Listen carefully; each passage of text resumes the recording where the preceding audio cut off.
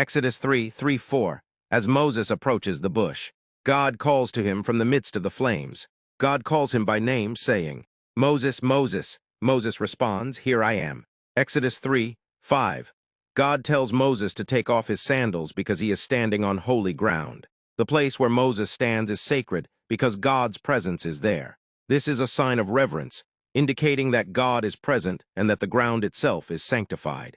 Exodus 3:6. God identifies himself to Moses, saying, "I am the God of your father, the God of Abraham, the God of Isaac, and the God of Jacob."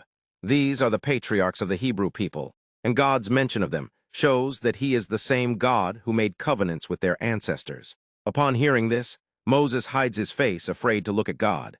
Exodus 3:7-10. God reveals that he has seen the suffering of his people in Egypt. He is aware of their pain and oppression under Pharaoh. God tells Moses that he has come to rescue the Israelites from their slavery in Egypt and to bring them to a land flowing with milk and honey, a prosperous land, the land of Canaan. God's promise is a fulfillment of the covenant he made with Abraham, Isaac, and Jacob. He tells Moses that he has heard the cries of the Israelites and is now acting to deliver them. Exodus 3:11-12. Moses is reluctant to accept the call. He asks, "Who am I, that I should go to Pharaoh and bring the Israelites out of Egypt?" Moses feels inadequate and unworthy of such a monumental task. God reassures Moses, saying, "I will be with you." God does not tell Moses that he is worthy, but he promises his presence. This divine presence is the key to Moses' success and the fulfillment of the mission. God also tells Moses that he will give him a sign that it is truly God who has sent him. When the Israelites are freed, they will worship God at that very mountain, Horeb. Exodus 4:10-17.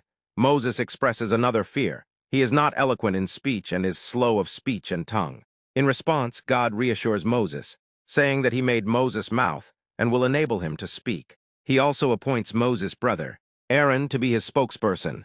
God commands Moses to go to Egypt and perform the signs he has shown him. Exodus 4:18.